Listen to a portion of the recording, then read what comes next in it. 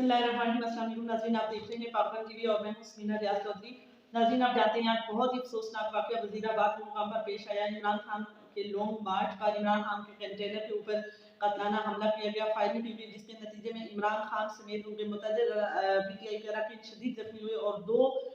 लोगों के शहादत की जाँ बहक होने की जो इत्तलात हैं वो भी मौसूल हुई हैं।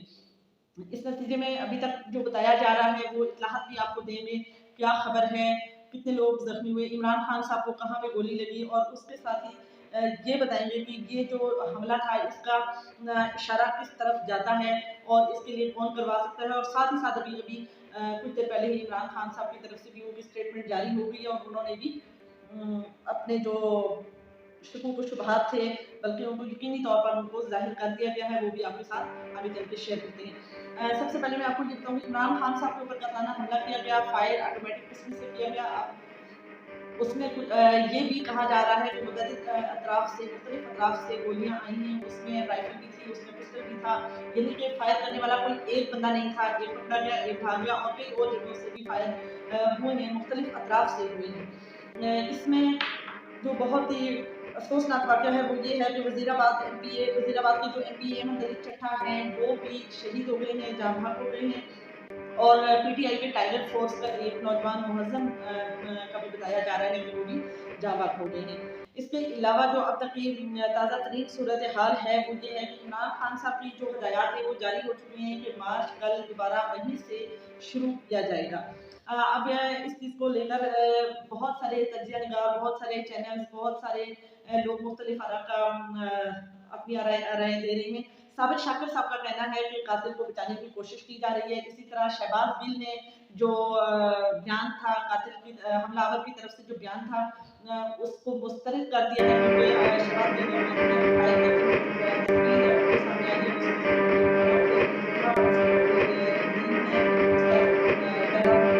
उस बयान को मुस्तरद कर दिया है। इसके बाद नाज़रीन, इमरान खान की जो दोबारा हदायत आई हैं कि मार्च कल दोबारा वहीं से शुरू होगा, इससे कबल ही वहाँ पर खौफ व हरास के साथ ऐसा नहीं था कि खौफ व हरास की वजह से लोग अपने अपने घरों को चले गए या वहाँ से जगह खाली हो गई, बल्कि ये एक बिल्कुल ही मुख्तलिफ वाक़या वहाँ पे हुआ कि एक इसके अपोजिट हुआ कि बजाय इसके कि लोगों को डराया जाए और लोगों को वहाँ से भगा दिया जाए, बल्कि मज़ीद लोग वहाँ पर आ गए और बहुत ज़्यादा रश हो गया, उससे कहीं ज़्यादा हुजूम दुगना हो गया। उसके साथ साथ पूरे पाकिस्तान में, इस्लामाबाद में, मानसरा में और दीगर शहरों में भी एहतजाजी रैली निकल आए और लोगों ने घरों से बाहर निकल कर इस फेल की शदीद मजम्मत करते हुए एहतजाज करने की कॉल दे दी है। जगह जगह एहतजाज पाकिस्तान में शुरू हो चुके हैं। इससे हालात मजीद ख़राब हो सकते हैं, ठीक नहीं हो सकते। अब आते हैं हमलावर के बयान की तरफ। हमलावर ने जो बयान दिया है उसमें अभी तक जो उसने 2 बयान दिया है उसमें तज़ाद। हमलावर का कहना है कि मैंने अचानक फैसला किया कि मैं इमरान खान को कत्ल कर दूं, क्योंकि ये लोगों को बरगला रहे हैं और अजान हो रही है और यहाँ पर डेथ चल रहा है, इसलिए मुझे उन पर शदीद गुस्सा आया और अचानक मेरे दिल में ये ख्याल आया कि मैं इनको मार दूं, और मेरी नीयत इनको ख़त्म कर देने की थी, मार देने की थी, लेकिन बदकिस्मती से वो कहता है कि मैं ऐसा नहीं कर सका। इसी के साथ साथ जो दूसरा फौरन ही उसने बयान तब्दील किया वो ये बयान है कि मैं जब लाहौर से चला था तभी मेरा ये इरादा था कि जैसे ही मुझे मौका मिला मैं इमरान खान के ऊपर फायर कर दूंगा। ये 2 मुख्तलिफ स्टेटमेंट हैं कि उसी वक्त फौरन ख्याल आया या फिर पहले से वो इस तैयारी के साथ पिस्टल लेके उसमें शामिल हो गया था। अब से कुछ देर पहले इमरान खान ने स्टेटमेंट दी है। असद उमर और मियां असलम ने को जो है मीडिया पे सोशल मीडिया पे उसका ऐलान किया है, जिसमें उन्होंने बताया है कि इमरान खान साहब ने उनको बुलाया है और बुलाकर बताया है कि मुझे पहले से कुछ इत्तलात थी कि ऐसा होना है और आप पर अटैक हो सकता है। तो उसके नतीजे में उन्होंने कहा है कि मुझे पहले से जो इत्तलात मिल रही थी उसके मुताबिक मुझे यकीन है कि ये जो हमला है इन 3 लोगों ने करवाया है। तो वो 3 लोगों में उन्होंने जो नाम बताए हैं वो वज़ीर आज़म शहबाज शरीफ के हैं, राना सनाउल्लाह के हैं और मेजर जनरल फैसल के हैं कि इन 3 लोगों ने मुझ पे हमला कराया है और मेरा मुतालबा ये है कि फ़ौरन इन लोगों को इनके ओहदों से हटा दिया जाए, वरना मुल्क गिर एहतजाज किए जाएंगे और हालात मज़ीद ख़राब होंगे। अगर आपकी सोच है कि पाकिस्तान इसी तरह इन्हीं हालात के साथ आगे चलता रहेगा तो ऐसा नहीं हो सकता। अगर इन 3 लोगों को ओहदे से ना हटाया गया तो फिर पूरे मुल्क के हालात ख़राब होने की तरफ जाएंगे, जगह जगह एहतजाज होंगे और पूरी कौम बाहर निकलेगी। ये इमरान खान साहब का कहना था और यही जो स्टेटमेंट है अभी असद उमर का कहना है कि वो आईजी वजीर आला पंजाब को देने जा रहे हैं, उसके बाद पंजाब पुलिस को देंगे और उसके मुताबिक ही वजीर आला पंजाब से वो कहेंगे कि इसके ऊपर JIT बनाई जाए और इसकी इन्हीं नामों के साथ इसकी इन्वेस्टिगेशन की जाए। और ये तो अब तक की सूरत हाल थी, लेकिन अगर देखा जाए कि हमला आवर ने जिस तरीके से हमला किया, जो अभी तक मुख्तलिफ स्टेटमेंट्स आ रही हैं कि फायर हुआ है, तो ये फायर किसी एक तरफ से नहीं हुआ, ये मुख्तलिफ अतराफ से किया गया है। और पहला ये एक फायर एक साइड से फायर करके लोगों में भगदड़ मचाने का मकसद था कि उनमें भगदड़ मचाई जाए, उनकी तवज्जो जो है वो डाइवर्ट की जाए, अटेंशन उनकी डाइवर्ट कर दी जाए ताकि फिर उनको अपना शिकार करने में आसानी हो। जिस तरह के आपने देखा होगा बेनज़ीर भुट्टो साहिबा के ऊपर जब कातलाना हमला हुआ तो उससे पहले वहाँ पर एक खुदकुश हमला करवाया गया था और उसके बाद वहाँ पर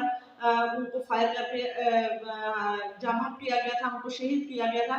क्यों? कि ताकि लोगों की तवज्जो बढ़ जाए, भगदड़ मच जाए, लोग भाग जाएं, तवज्जो सारी हमले की तरफ हो जाए और उस वक्त उनको निशाना लेना आसान हो जाए। इसी तरह जब शहबाज गिल को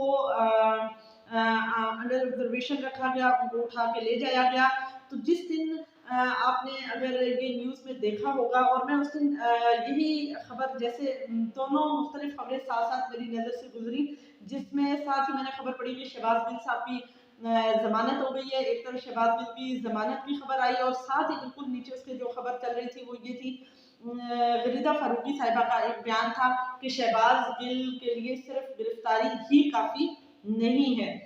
यानी गिरफ्तारी काफ़ी नहीं है, उनको कड़ी से कड़ी सजा दी जाए। ये आप सर्च करके भी देख सकते हैं। यहाँ पर ये मुझे जो लगा है मेरी राय के मुताबिक कि बिल्कुल सारा वही सिनेरियो क्रिएट हो रहा था कि जब एक करंट अफेयर के प्रोग्राम में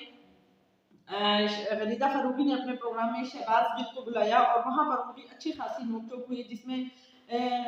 शहबाज गिल ने अपने रवायती दबंग अंदाज में गरीदा फारूकी को उनके माजी याद करवाया कि किस तरह जहाज में सफ़र करती थी, कैसे कैसे उन्होंने जो है बेनज़ीर भुट्टो की जो फोटोग्राफ्स थी वो जहाज से नीचे फेंकी और बाकी भी बहुत सारी उनकी आपने किस तरह तोहफे लिए, कैसे आप अपनी सहाफ़त के उसमें वो बहुत सारी बातें उनकी आपस में जो नोक झोंक हुई, उसी के कुछ ही 1-2 दिन के बाद ही शहबाज गिल को उठा लिया गया और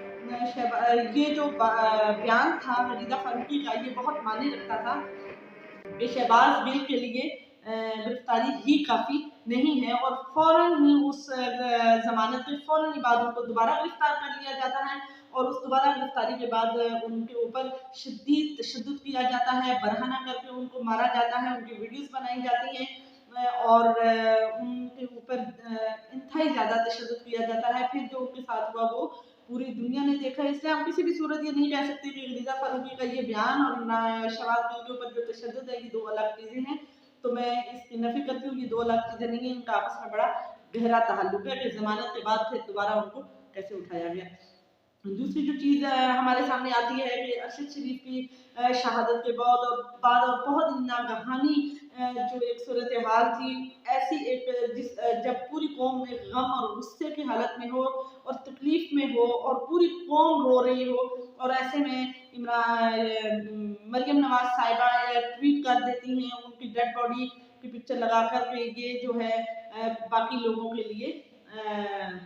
सबक है या उनके लिए इबरत है। तो आप देखें कि ये किस तरफ जा रही हैं ये सारी चीज़ें, इसका भी उसके साथ एक बहुत बड़ा लिंक है अगर इसको बहुत बारीकी के साथ देखा जाए और इसको एक प्रॉपर तरीके से इन्वेस्टिगेट किया जाए। दूसरी जो चीज़ है कि मरियम नवाज साहिबा का आपने देखा होगा बिल्कुल इसी तरीके से जैसे मैंने बेनज़ीर भुट्टो के ऊपर कातलाना हमले का, शहबाज गिल और गरीदा फारूकी के इस सारे सिनेरियो का और फिर अरशद शरीफ के ऊपर मरियम के ट्वीट का जिक्र किया है, तो बिल्कुल इसी तरीके से इमरान इमरान खान के ऊपर कातलाना हमले को भी आप मरियम नवाज के एक बयान और उसके बाद राना सनाउल्लाह के बयान के साथ आप जोड़कर अगर देखेंगे तो आपको बिल्कुल वाज़ेह नजर आ जाएगा, जिसमें मरियम नवाज मीडिया से गुफ्तगू करते हुए कह रही हैं कि इमरान खान एक फितना है और इस फितने का जितना जल्दी सर कुचल दिया जाए उतना ही मुल्क और कौम के लिए बेहतर होगा। और उसी बात को, उसी नैरेटिव को लेकर आगे चलते हुए राना सनाउल्लाह साहब भी अपना बयान देते हैं कि ये फितना है और इस फितने का सर कुचला जाए और इस फितने को अपने सही मुकाम पर जल्द अज जल्द मुंतकिल किया जाएगा, यही हम सब के लिए बेहतर है। तो फिर ये देख लें कि इस फितने का सर कौन कुचल रहा है, इस फितने को मिटाने की कोशिश कौन कर रहा है और क्यों कर रहा है। सवाल तो ये पैदा होता है कि अगर इमरान खान गलत है या वो कुछ मुल्क को लूटने की कोशिश कर रहे हैं या इनके साथ कोई जाती अन्नाद का खेल खेल रहे हैं, तो ये पूरी कौम, ये जो यहाँ पर पूरी कौम बाहर निकली हुई है, बच्चों को लेकर, बूढ़े हैं जो इतने रोज से बाहर निकले हुए हैं, इमरान खान के साथ काफिला बढ़ता ही चला जा रहा है। पूरे मुल्क में जो इस वक्त की सिचुएशन है, जो हालात खराब हो रहे हैं, दुनिया के बाकी ममालिक में आप देखें जहाँ पे लंदन में जो कुछ हो रहा है, लोग बाहर आके जिस तरीके से एहतजाज कर रहे हैं, तो क्या ये सारी कौम बेवकूफ़ है और कुछ गिनती के जो कुछ लोग हैं वो बिल्कुल ठीक हैं। इस चीज़ को हम क्या कह सकते हैं कि यहाँ पर पूरी कौम, अब ये वो कौम नहीं रही है कि जो गलत को देखकर आंखें बंद कर ले और खामोश बैठे। इस कौम को एक हौसला मिल गया है और एक इमरान खान की सूरत में एक लीडर मिल गया है जिससे उनकी हिम्मत बन गई है। और ये मेरे ख्याल में ये हमला करवाने वालों के लिए यही जवाब बहुत ज़्यादा है कि अगर उनको इमरान खान की जान लेने के अलावा सिर्फ आवाम को में खौफ व हरास पैदा करने, उनको डराना उनका मकसद था कि ये लॉन्ग मार्च यहीं से ख़त्म हो जाए। और इशारा जो है वो फैसल वारडा की प्रेस कॉन्फ्रेंस की तरफ था कि ये जो लॉन्ग मार्च है ये खूनी हो सकती है, इसमें लाशें मिलेंगी। अगर उस नैरेटिव को इसके साथ जोड़कर आवाम में खौफ व हरास फैलाने की कोशिश की गई है ताकि लोग भाग जाएं और लॉन्ग मार्च मजीद ना आए और लोगों का ये जो हजूम देखने को मिल रहा है, जो बहुत सारे लोगों में घबराहट पैदा कर रहा है, ये ख़त्म हो जाए। तो ये जो चीज़ थी, ये जो हरबा था, ये फेल हो चुका है क्योंकि वज़ीराबाद में फायरिंग के बाद वहाँ पर मज़ीद लोगों का रश और हुजूम बहुत ज़्यादा बढ़ गया है और लोगों के हौसले मज़ीद बुलंद हुए हैं, कम नहीं हुए। तो मेरा ख्याल है अगर इस तरह की हरकतें की जाएंगी तो पाकिस्तान के अंदर हालात ख़राब होंगे, एक आम आदमी की ज़िंदगी मज़ीद ख़राब होगी। मेरा ये मानना है कि एहतजाज करना, रैली निकालना, जुलूस निकालना जमहूरियत में आपका राइट है कि आप कुछ भी पुरअमन रहकर, जिसमें मुल्की अमलाक को, अपने आपके निजी अमलाक को कोई नुकसान ना पहुंचे, कोई जानी नुकसान ना हो। अब यहाँ पर इस तरह के हथकंडे अगर इस्तेमाल किए जाएंगे, चाहे वो कोई भी है, चाहे वो हुकूमत की तरफ से किया जा रहा है या चाहे वो किसी जाती अनाज की सूरत में किया जा रहा है या फिर वो कोई शरपसंद अनासिर दोनों सिचुएशन से फ़ायदा उठाने के लिए अपना फ़ायदा ले रहे हैं कि इन दो लोगों की आपस में या इदारों के साथ इमरान खान की चुकलिश बढ़ जाए या गवर्नमेंट के साथ हो जाए कि इन्होंने हमला करवाया है। और इस सूरत को देखते हुए कोई तीसरा बंदा अगर फ़ायदा उठा रहा है तो ये भी इंतहाई मुश्किल सूरत हाल पैदा हो जाएगी पाकिस्तान के लिए। पाकिस्तान के हालात मज़ीद ख़राब हो जाएंगे और मेरा ख्याल है कि गवर्नमेंट को और इदारों को इस वक्त साथ देना चाहिए और उनको एक नोटिफिकेशन जारी कर देना चाहिए कि पुरअमन एहतजाज हर शहरी का एक हक है, हर जमात का, हर पार्टी का एक हक है, वो जो है वो एहतजाज कर सकते हैं। हाँ, इस एहतजाज की सूरत में अगर किसी मुल्की गैर मुल्की अमलाक को नुकसान पहुंचता है तो उसके प्रूफ के साथ उनको कड़ी से कड़ी सजा दी जाएगी, जो भी उसके कानून में लिखी हुई है, जो भी उसके कानून का हिस्सा है उसके मुताबिक उनके साथ नबरदाजमा किया जाएगा उस चीज़ को। इजाज़त दीजिए, अब तक के लिए इतना ही। ताज़ा तरीन मज़ीद खबरों के साथ आपके साथ फिर हाजिर होंगे। अल्लाह हाफ़िज़।